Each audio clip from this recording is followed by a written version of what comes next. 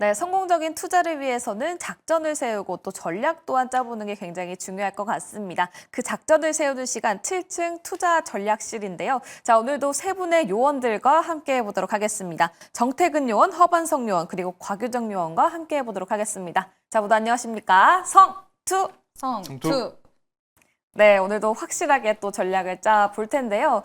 자, 지금 또 선글라스를 벗어주시고 회의를 본격적으로 시작해 보도록 하겠습니다. 자, 먼저 오늘 시장부터 복귀를 해 볼 텐데 오늘은 다소 좀 경계감이 뚜렷한 하루였습니다. 곽유정 요원께서는 오늘 시장 어떻게 바라보셨습니까? 네, 오늘 양지수 흐름 그다지 좋지 않았는데요. 특히 코스닥 같은 경우에는 1%가 넘는 이제 하락세가 나오기도 했었습니다. 최근에 이 코스닥 시장 변동성이 좀 크게 나오는 것 같아요. 네. 지금 이 전 거래일 같은 경우에도 그러니까 지난 월요일이었죠. 월요일 같은 경우에도 코스닥 시장이 비슷하게 하락률을 보였었거든요. 그때는 제약 지수가 떨어졌었는데 이번에도 마찬가지로 제약바이오 업종단의 움직임들이 좀 저조한 흐름들이 나타나기도 했었고요. 아무래도 또 내일 또 연휴이지 않습니까? 네. 그 연휴 앞두고 나서 지금 좀 차익실현 물량이 어느 정도 시장이 좀 출회되는 그런 분위기. 라고 볼 수 있을 것 같고요. 또 다음 주 같은 경우에도 또 추가적으로 또 쉬는 날이 있고 그러다 네. 보니까 시장에서 지금 전반적으로 외국인 기관 수급도 지금 들어오지 않은 상황에서 불확실성은 좀 남아있는 상황이다 보니까 계속해서 이런 이제 움직임들이 시장에서 좀 두드러지게 나타나는 것 같습니다. 그래서 수급 부진 장세가 결국에는 지금 4월 말 장세인데 5월 초까지 좀 더 이어지는 그런 흐름으로 가지 않을까라고 보여지고요. 그러다 보니까 오늘 거진 정치 테마주 위주로 움직임이 나오기도 했었죠. 특히나 이재명 관련주 같은 경우에는 인맥 관련주부터 시작해서 정책 공약과 관련된 종목들, 특히 미디어나 엔터, 웹툰과 관련된 그런 종목들이 특히 시장에서 좀 변동성을 많이 키워나갔던 것 같습니다. 그만큼 시장 수급이 없는 상황 속에서 계속해서 좀 약간 시의성이 있는 이런 단발적인 그런 수급으로 인해서 테마주들의 움직임이 나타나고 있기 때문에 투자에 좀 주의가 필요한 시기가 아닌가라고 보고 있습니다. 네, 알겠습니다. 지금 시점에서 이슈에 따라서 변동성도 굉장히 짙고 또 5월 초에는 휴일이 굉장히 많기 때문에 좀 그 부분에 대해서는 유념을 해보셔야 된다라고 말씀을 또 해주셨고요. 다음은 허반성 요원에게 바로 또 들어보도록 하겠습니다. 네, 시장은 제가 5월 연휴를 앞두고 있다라고 말씀을 드렸고요. 코스피 ADR, 코스닥 ADR 모두 다 120 이상 과매수권에 다다라 있기 때문에 이런 것들 조금 조심해 볼 필요가 있습니다 라고 말씀을 드리면서 2주 전부터 코스피 2500포인트 위에서는 포트 리밸런싱에 대한 준비와 실행 단계다라는 안내를 드려왔습니다. 4월 첫 주를 시작하면서는 어떤 말씀을 드렸냐면 ADR이 과매도권이고요. 외국인 선물 누적 과매도권입니다. 그리고 빅스 지수도 마찬가지로 30 위에 있기 때문에 이런 것들이 3박자가 맞았을 때에는 우리가 굳이 그 자리에서 매도를 서두를 필요는 없다라는 말씀을 드렸죠. 그런데 4월 둘째 주, 셋째 주가 지나가면서 모든 것이 바뀌었습니다. ADR은 과매수권으로 바뀌었고요. 빅스 지수는 다시 30 아래로 내려오기 시작을 했습니다. 그러면 우리는 공포 국면에서는 굳이 매도를 서두르지 말고 ADR이 과매수권으로 돌아왔을 때는 이 정도쯤에서는 우리 이전 바로 직전 화요일, 목요일 시간에 포트폴리오 안에서 손절을 포함한 리밸런싱에 대한 기회를 잡아보자 라고 말씀드렸습니다. 오늘도 GDP 발표 이후에 미국의 선물 지수가 1%대로 하락을 하고 있는 모습들이 좀 나타나고 있습니다. 그러면 여기서 또 한 가지 5월 1일 길면 5월 6일까지 연휴에 들어갑니다. 연휴 직후에 바로 7일 FOMC 회의 결과를 확인하게 되는데 긴 연휴 이후에 빅 이벤트가 있을 때에는 변동성이 확대되어 왔더라. 이런 것들을 여러분들 잘 챙겨보신다면 시장에서 버텨야 할 때, 시장에서 조금은 기민하게 포트폴리오 리밸런싱을 할 때 이런 것들 박자를 좀 찾아가시면 좋을 것 같고요. 2500포인트 지지 테스트가 필요한 구간이다라고 말씀을 드리고 싶고요. 조금은 올해 1월 9일과 마찬가지로 조금은 잠시 2500포인트 테스트를 하면서 숨고르기 할 시간이 필요하다. 그런데 그 숨고르기의 끝자락은 어딘가? ADR이 다시 120선 아래에서 쭉 내려온 다음에 한 100선 언저리에서 더 내려갈 것인가? 아니면 다시 반등할 것인가? 이 부분을 보시되 트럼프의 입, 시진핑의 입 속에서 관세 전쟁에 대한 마무리가 어느 정도로 나타나는지 이 부분까지 챙겨보신다면 이번 주는 보수적 전략을 가지고서 같이 살펴보시면 어떨까? 오늘 시장뿐만 아니라 이번 주 내내 그러한 시장이 조금 이어지고 있다라고 정리해 보겠습니다. 네, 맞습니다. 연휴가 굉장히 길기도 하고요. 연휴가 끝나면 또 FOMC 결과라는 그 빅 이벤트가 있기 때문에 잠시 동안은 시간이 좀 필요하지 않을까 보수적인 관점을 말씀해 주셨습니다. 자, 그렇다면 이번에는 정태근 의원에게 오늘 시장 어떻게 보셨는지 한 줄 평 들어보도록 할게요. 뭐 한 줄 평은 관세 우려 피크아웃 끝자락이라고 준비를 했는데 사실 저는 오늘 아무것도 안 했어요. 왜냐하면은 오늘은 아무래도 4월 달을 좀 정리하는 게 좋지 않을까라고 생각을 했거든요. 왜냐하면은 4월 달을 한번 정리해 보자고요. 자, 4월 달 넘어오게 되면서 이제 관세 때문에 시장이 급락을 했고 그러면서 조기 대선이 다가오게 되면서 지난주까지 아시다시피 정책 테마가 강세를 보였거든요. 그러면서 지난주 주 후반에 SKT 해킹 사건이 일어나게 되면서 보안 관련주들이 강세를 보였고 어제까지 강세를 보였다가 오늘 또 식어버리고 어찌 보면은 이런 흐름을 봤을 때 오늘은 하루를 정리하고 이제 포트 정비를 하는 게 좋지 않을까라고 생각을 했습니다. 그리고 달이 바뀌게 되면서 또 이제 새로운 주도 섹터가 나타나지 않을까 그런 생각을 했거든요. 왜냐하면 자, 작년부터 보게 되면은 작년 4월 달까지 HBM 포함한 소부장의 강세를 보였었다가 그리고 5월 달, 6월 달 화장품 그리고 음식료 갔다가 그리고 하반기 넘어오게 되면서 미국 대선 이슈가 되면서 바이오가 7, 8, 9씩 강세 보였고 후반에는 조선 방산 그리고 이제 올해 들어와서 또 이제 대선 테마 그러면 달이 바뀌었을 때 주도 섹터가 바뀐 경우가 있었기 때문에 오늘은 뭔가 적극적으로 한다라기보다는 4월 달을 리뷰하면서 정리하는 게 일단 맞다는 생각이 들어서 농담처럼 들리시겠지만은 오늘 저는 아무것도 그래서 안 했습니다. 그래서 5월 달을 준비하는 차원에서 그렇게 했다 보시면 될 것 같아요. 네, 알겠습니다. 오늘은 4월 달을 정리하고 또 5월을 준비해보는 시간을 가져봤다라는 이야기까지 함께 들어봤습니다. 자, 이제 본격적으로 전략회의에 들어가 볼 텐데요. 그 첫 번째는 바로 수급본부로 가보도록 하겠습니다. 수급이 들어와 줘야 또 종목이 올라가겠죠. 그리고 앞서 우리 요원들께서 말씀을 해주신 것처럼 지금 어느 정도 그 수급이 부재하기 때문에 이럴 때일수록 그 수급이 어디로 흘러가고 있는지 굉장히 중요할 것 같습니다. 자, 수급본부의 대장님 계십니까? 네, 오늘은 제가 수급본부를 한번 맡아보도록 하겠습니다. 네, 곽유정 요원께 가장 첫 번째로 여쭤보도록 할게요. 지금 수급이 향하는 종목 어떤 종목입니까? 네, 오늘 저는 키움증권 가지고 왔는데요. 앞선 제 방송에서도 지주사 가지고 오셨더라고요. 네. 최근에 이제 금융지주사 쪽에서 실적 발표 나오기도 했었는데, 특히 이제 증권주들 같은 경우에는, 5대 증권사라고 볼 수 있는 곳들의 합산 매출이 1분기에 대략적으로 한 2조 1,103억 정도, 나와줬더라고요. 영업이익 역시도 1조 원대 정도 나왔는데, 지난 이제 1분기를 돌이켜서 생각을 해보면 사실 우리 국내 주식시장보다 미국 주식시장 관점에서 봤을 때는 2월 달까지가 사실상 피크였습니다. 네. 그리고 미국 시장에서 또 주요하게 움직임이 나타났었던 그런 섹터가 양자 암호 쪽이기도 했었죠. 그런 이제 열풍을 타고 그 키움증권 역시도 브로컬리지 수익이 늘어난 그런 이제 부분들도 있었다라고 볼 수 있을 것 같고요. 최근에 이제 외인 기관 수급이 키움증권 쪽에서 이제 지속적으로 또 유입이 되고 있기도 하지만 오늘 같은 경우에는 이제 증권 관련 종목들이 대거 또 움직임이 나타날 수 있었던 이유가 오늘 이제 시장에서 뭐 앞서 말씀드렸다시피 이재명 후보와 관련된 종목들이 움직임이 나타났다고 말씀드리지 않았습니까? 네. 오늘 시장에 나왔었던 이슈가 이재명 후보가 그 자사주 소각 관련된, 그러니까 주식시장 활성화 방안과 관련된 내용들을 또 발표를 하기도 했었습니다. 그래서 그로 인해서 오늘 이제 증권사 관련 종목들 움직임이 뭐 키움증권뿐만 아니라 미래에셋증권과 같은 종목들도 흐름들이 좋았었거든요. 그런 이제 움직임 속에서 증권주들이 지금 어떻게 보면 관세 리스크로부터도 좀 안전한 그런 부분들이 좀 부각이 되고 있고 또 지금 시장에서 부각이 되고 있는 섹터들 보면은 결국엔 또 실적이 또 잘 나타나는 그런 이제 업종 섹터들이 시장에서 이런 대형 메이저 수급이 또 들어오는 경우들이 많이 관측이 되기도 했었거든요. 뭐 대표적으로 방산이나 조선 이런 섹터들도 마찬가지로 뭐 수주 이제 관련 소식으로 인해서 실적 반영이 또 되고 있는 중이기도 하잖아요. 그런 관점에서 지금 증권주들 키움증권 같은 경우에도 지금 기업 분석 잠깐 한번 보면요.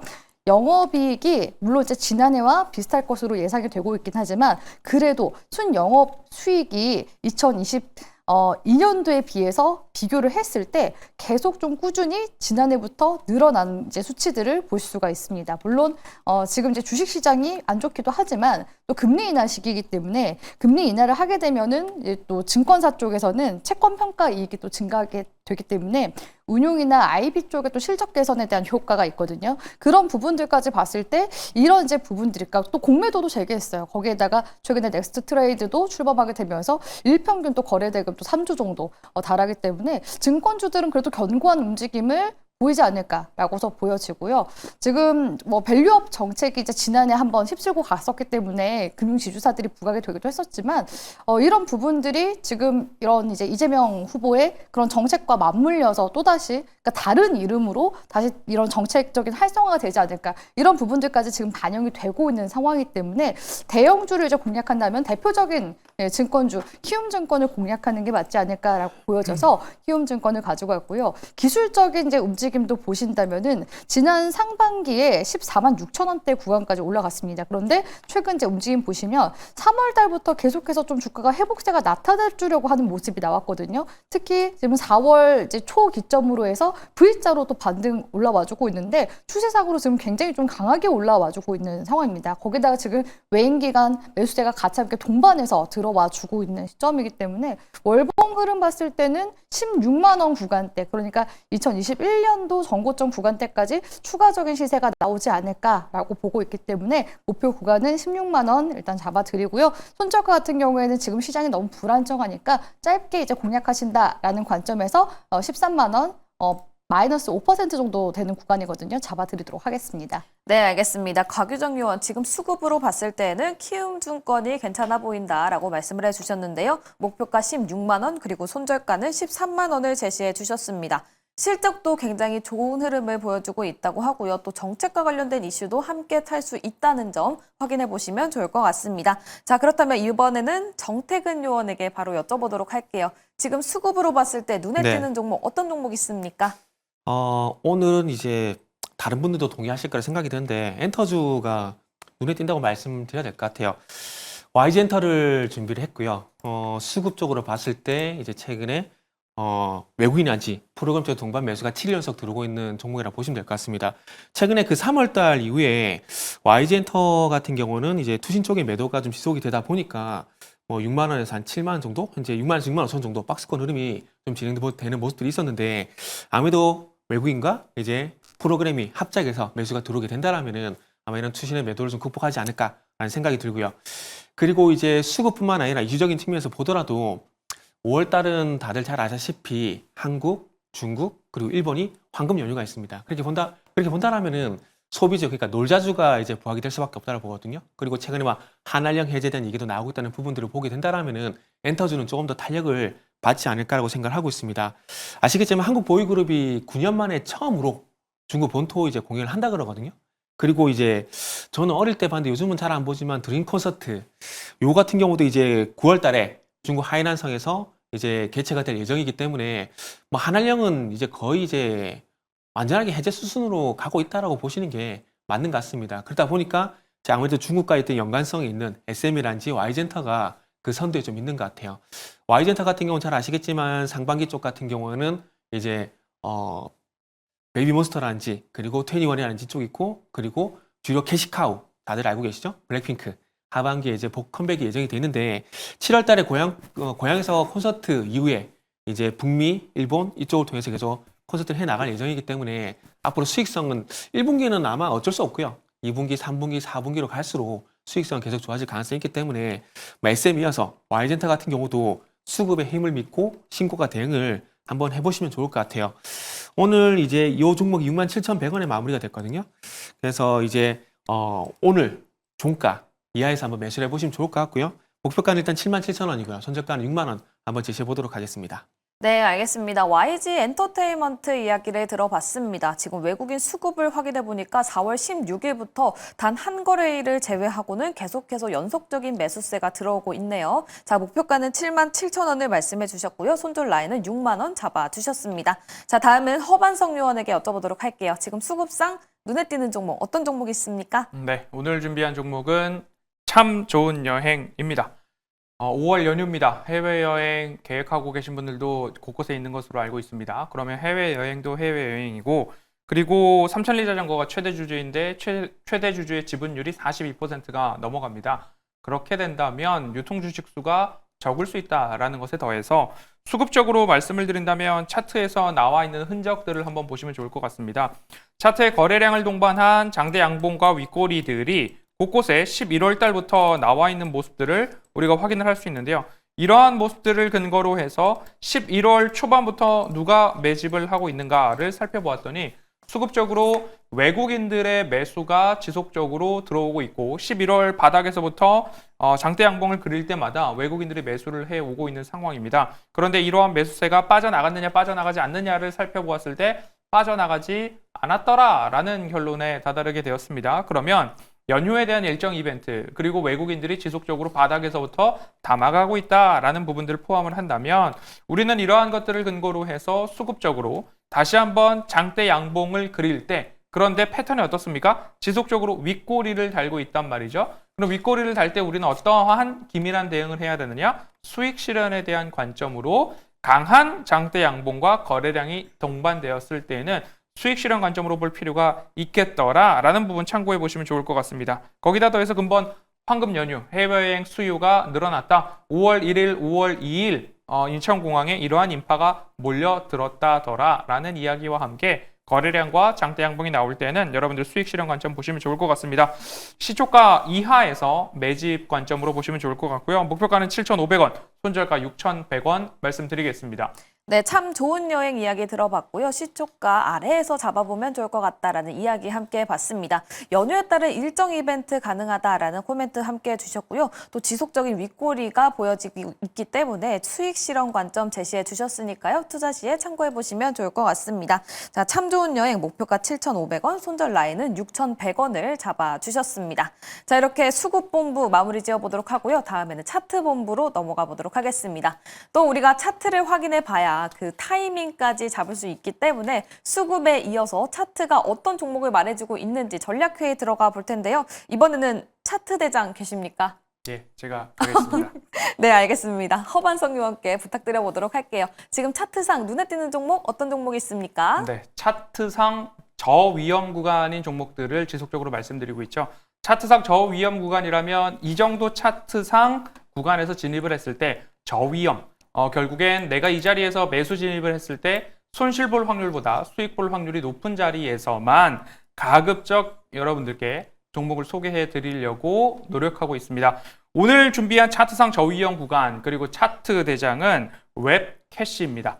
웹캐시 같은 경우에 먼저 기술적으로 차트를 보면요. 제가 즐겨서 여러분들께 이러한 라인을 그어드립니다. 라인을 하나 그어드렸을 때에는 이 라인의 곳곳에서 더 이상 떨어지지 않는 그런 모습들을 여러분들 확인을 하실 수 있는데요. 그럼 이 차트상 저위험 구간이라는 것은 저점과 저점을 연결했을 때 이 구간에서 이탈하지 않고 반등, 이탈을 하더라도 3거래일 이내에 반등이 나온다라는 공통점들이 있습니다. 그러면 이 모습은 무엇이냐? 이 라인에는 무언가 의미가 있다라는 것을 우리가 의미 부여를 해볼 수 있고요. 평행한 선을 하나 그어서 위로 올려봤을 때 1차 목표가, 그리고 다시 한 번 더 평행한 선을 그어서 위로 올렸을 때에는 2차 목표가까지도 우리가 설정을 해볼 수 있겠죠. 그럼 이 라인들마다 공통점이 있죠. 이 구간에서는 쉬어가더라. 이 구간에서는 수익 실현의 관점을 보이더라 라는 모습들이 나타나고 있기 때문에 웹캐시 같은 경우에는 차트 대장으로 제가 종목을 선정을 했습니다. B2B 핀테크 전문 기업인데요. 여기다 더해서 기업 자금관리 시스템 그리고 전자금융 서비스를 제공을 하고 있습니다.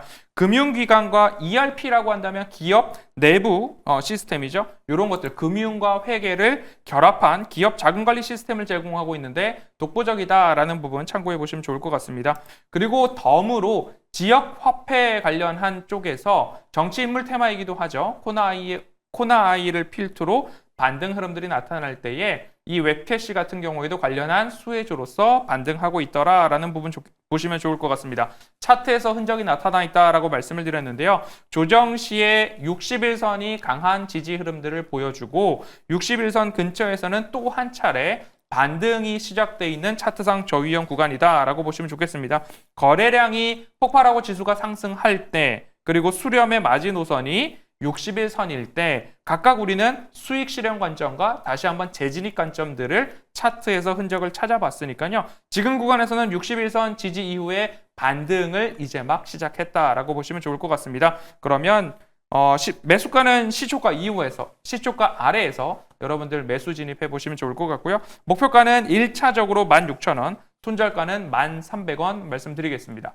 네, 웹캐시 목표가 16,000원, 손절 라인은 1,300원을 제시해 주셨습니다. 차트로 확인을 해봤을 때 저위험 구간이라고 하고요. 지금 시점에서 반등에 대한 준비가 보인다고 하니까요. 함께 참고해 보시면 좋을 것 같습니다. 그리고 또 과거에 지역화폐와 관련해서 정치 테마주로도 분류가 됐었다고 하니까요. 투자 시에 참고해 보시면 좋을 것 같습니다.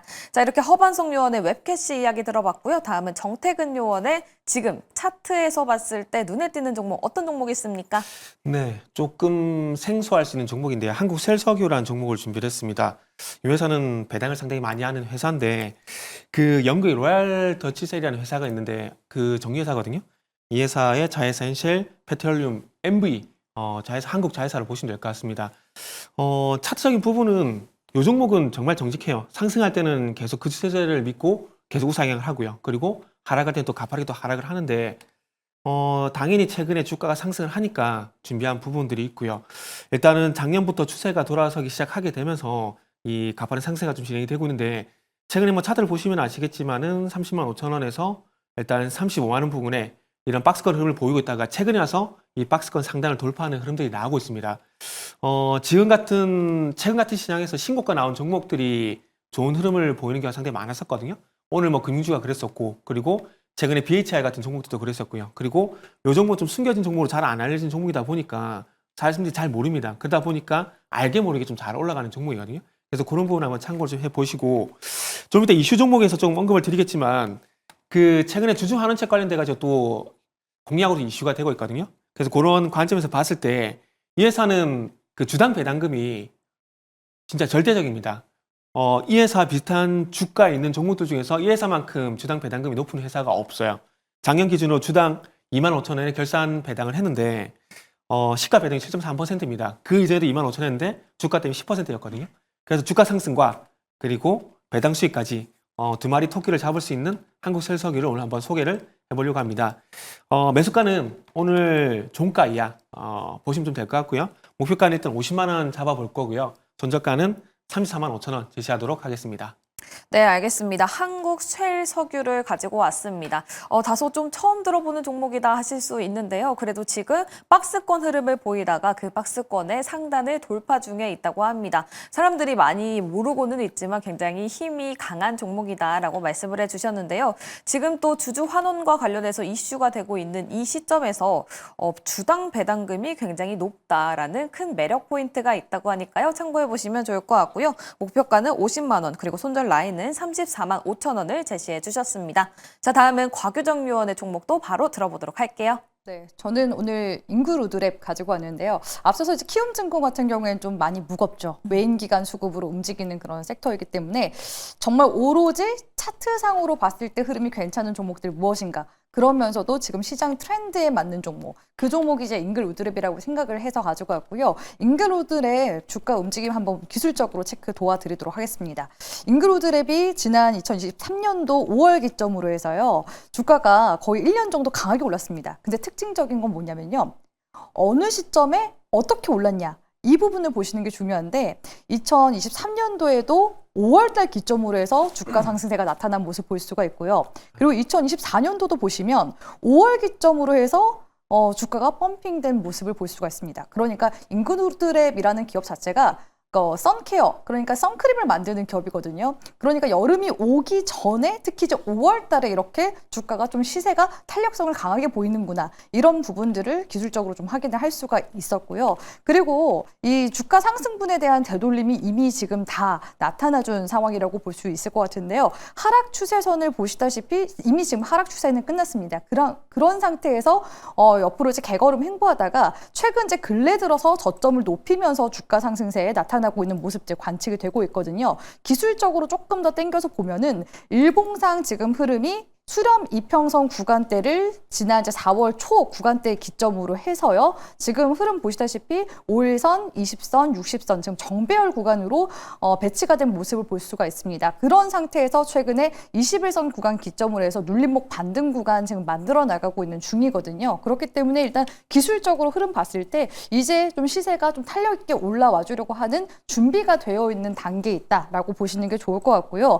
이 인그루드랩 같은 경우에는 코스메카 코리아 자회사이기도 하죠. 모회사인 코스메카 코리아가 지분율 50% 정도 가져가고 있는데 미국의 화장품 제조 회사인 인그루드랩이 아무래도 제조를 미국 쪽에서 하다 보니까요. 미국의 뉴저지 쪽에 토토아라는 또 공장을 보유하고 있습니다. 그러니까 최근 시장에서 관세 부과 이슈가 있다 보니까 물론 이제 화장품 섹터 자체가 원가율이 낮기 때문에 타격은 좀 덜할 것이다라는 부분이 있지만 이렇게 현지 생산 공장이 있다라는 부분들은 당연히 또 메리트가 될 수밖에 없거든요. 전 세계적으로 봤을 때 2023년도 기준으로 해서 선케어 시장 자체가 대략적으로 16조 정도 가량 된다고 보면요. 미국 시장 자체는 20% 정도를 차지하는 굉장히 큰 규모의 시장이라고 볼 수가 있습니다. 특히 우리나라 제품 같은 경우에는 이런 선케어 제품 같은 경우에도 거의 기능성으로 뭐 백탁 형상이나 끈적임이나 이런 것들이 또 덜하기 때문에 훨씬 좀 미국인들이 선호하는 그런 부분들도 있어서 인그루드랩 지금 시점에서 좀 긍정적으로 볼 수 있지 않을까라고 보고 있기 때문에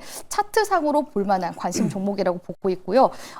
손절가 같은 경우에는 만약에 짧게 공략하신다면은 10,000원 구간대 또 라운드 피겨 구간이기도 하잖아요. 마디 가격 구간 기준으로 해서 손절가 잡아가시고 목표 구간 같은 경우에는 이전 이제 전 고점 구간대죠. 이 구간대가 또 매물대가 될 수 있기 때문에 12,500원 단기 목표가 잡아드리도록 하겠습니다. 네, 알겠습니다. 곽유정 요원 인글우드랩 가지고 왔습니다. 목표가는 12,500원을 제시해 주셨고요. 손절 라인은 10,000원으로 잡아주셨습니다. 지금 차트상 또 반등을 준비하고 있기 때문에 굉장히 매력적이다라고 말씀을 해주셨고요. 거기에 플러스로 트렌드에 맞는 종목, 선크림과 관련된 종목이니까요. 참고해 보시면 좋을 것 같습니다. 자, 이렇게 인그루드랩까지 들어보면서 차트 본부는 여기서 마무리 지어보도록 하겠습니다. 자, 이번에는 이슈 본부로 가보도록 할 텐데요. 차트도 그렇고 그리고 수급도 그렇고 뒷받침이 되는 건 아무래도 이슈가 꼭 있어야 되는 게 아닌가 싶습니다. 그렇기 때문에 본격적으로 이슈와 관련된 전략회의 들어가 볼 텐데요. 이번에는 이슈 대장. 누굴까요? 제가 해야 될 것 같은데요. 네. 네. 정태근 의원에게 바로 여쭤보도록 하겠습니다. 이슈 종목 어떤 종목 있을까요? 그렇게 안 보셔도 돼요. 저도 저라고 생각하고 있었습니다. 네. 네, 저도 양심은 있어요. 그 이슈 종목은 신영증권을 준비를 했는데 오늘 시장에서는 아무래도 증권주와 엔터주가 아무래도 주도 섹터였죠. 주도 섹터였는데 이제는 증권주도 정책 테마가 좀 묻어나는 것 같아요. 이제는 예비후에서 이제 정식 후보가 되신 더불어민주당 이재명 후보가 주식시장 활성화 정책 발표문 여기서 발표를 했는데 상법 개정안 재추진 그리고 자사주 원칙적 소각, 자회사 분할 상장 시 일반 주주에게 신주 우선 배정 이런 얘기를 했습니다. 여기서 이제 연관되는 건 자사주 원칙적 소각이 되겠죠. 저 여기에 좀 일부분은 저도 공감을 하고 있는데 저는 개인적으로 이제 주식을 늘리거나 쪼개는 걸 정말 좋아하지 않습니다. 그러다 보니까 양면 분할 이슈가 있는 종목들, 뭐 무상증자 이슈가 있는 종목들 같은 경우는 거의 쳐다도 보지 않습니다. 그리고 미국 쪽 같은 경우는 항상 주주 환원책으로 배당이 안 되더라도 자사주 매입 소각을 하게 되면서 적극적으로 주가 부양을 하거든요. 근데 우리나라는 그런 부분이 좀 부족하다는 점을 감안해 보게 된다면은 뭐 일정 부분 이런 것도 상당히 좀 필요하지 않겠나라는 생각을 하고 있습니다. 그러면서 조금 이제 이익이 발생이 됐을 때 회사와 주주가 나눠 조금 이제 공유할 수 있는 그런 시스템들이 이번을 계기를 해서 좀 만들어졌으면 좋겠다는 말씀드리고 싶어요. 오늘 아무래도 증권주 같은 경우는 지금 방금 말씀드린 주식시장 활성화 정책 발표문 여기서 연관된 종목이 미래에셋하고 삼성증권 그리고 신영증권 요 세 가지라고 생각을 하고 있습니다. 일단 요 세 종목 같은 경우는 실적과 그리고 자사주 소각이라는 부분들이 공통점이 있는데 특히나 신영증권 같은 경우는 자사주가 52.58%입니다. 그래서 만약에 자사주 소각을 진행하게 된다라면 가장 먼저 이제 떠오를 수밖에 없는 종목이라고 보시면 될 것 같고요. 이 자사주를 포함해서 최대 주주 지분율이 75%이기 때문에 우리가 소위 알고 있는 예측이 되는 또 품절주 이런 매력들도 분명히 있기 때문에 이런 정책이 많이 진행이 되게 된다라면 증권주 내에서도 시형증권의 어떤 주가 흐름은 좀 더 강하지 않을까라는 생각을 좀 할 수 있을 것 같고요. 주주 환원책 중에 자사주뿐만 아니라 배당도 있는데 조금 전에 말씀드린 한국셀소유 같은 경우도 배당을 상당히 많이 하는데 시형증권 같은 경우도 주당 배당금이 작년 기준입니다. 4,500원 정도 결산 배당을 하게 되면서 본주 같은 경우는 시가 배당률이 6.6%고요. 그리고 우선주 같은 경우는 6.7%가 넘어가거든요. 그래서 이런 점을 감안해 봤을 때 이 밸류업 정책이라는 게 조금 유명무실해졌습니다. 사실 유명무실해졌는데 만약에 다시 한번 주식시장 활성화를 통해서 자사주 매입 소가 이게 이슈가 되게 된다라면은 아마 신영증권 같은 종목들은 앞으로 주목을 좀 받지 않을까라는 좀 생각이 들어요. 그리고 차트를 보더라도 상당히 추세로 보게 되면 계속해서 우상향을 하고 있는 상황입니다. 그리고 또 85,000원 전고점을 또 오늘 그리고 어제 돌파하는 상황들이고요. 그래서 이런 관점에서 봤을 때 차트적으로도 이슈적으로도 충분히 매력적인 종목이다라는 말씀을 드릴 수가 있을 것 같습니다. 매수가는 현재가 이하 이렇게 말씀을 드리고 싶고요. 그리고 목표가는 일단 10만 원, 손절가는 84,000원 제시하도록 하겠습니다. 네, 알겠습니다. 정태근 요원 신영증권을 가지고 왔습니다. 목표가는 10만 원을 제시해 주셨고요. 손절 라인은 84,000원을 말씀해 주셨습니다. 주당 배당금도 굉장히 높다. 그렇기 때문에 굉장히 매력적이다라고 말씀을 해 주셨고요. 기술적으로도 우상향하고 있기 때문에 차트적인 매력도 또한 있다고 합니다. 또 이슈가 뒷받침되고 있는 종목이기 때문에 지금 주식시장 활성화 정책에 대한 이야기가 나와주면서 정책 수혜가 기대된다는 점 함께 참고해 보시면 좋을 것 같습니다. 자, 다음은 허반성 요원에게 바로 여쭤보도록 할게요. 수급상 눈에 띄는 종목 어떤 종목 있습니까? 이슈죠? 이슈. 네, 이슈. 네. 이슈 온코 테라퓨틱스 가지고 왔습니다. 제약바이오 종목에서 저는 실체를 강조를 드리는데요. 유한양행하면 이제 비소세포 폐암 치료제 오스코텍이랑 같이 보실 수 있었다. 그리고 조금은 늦었지만 HK 이노엔, K캡 위식도 질환 역류 치료제 있습니다. 온코 테라퓨틱스도 마찬가지로 위식도 역류 질환 치료제 자스타프라잔이 있습니다. 중화권 기술 이전 완료가 되었고요. 그 다음에 근본에 열렸던 AACR 미 암연구학회에서도 마찬가지로 내수파립 위암 비임상 결과 발표가 있었습니다. 오늘 뉴스가 나왔죠. 그리고 이 내수파립 같은 경우에는 DNA 손상 복구와 관련하는 암 이전 파푸, 암의 성장과 진행에 영향을 분석하고 미치는 영향, 이중 기전들을 신약 후보 물질로서 이제 인정이 되고 있는 상황입니다.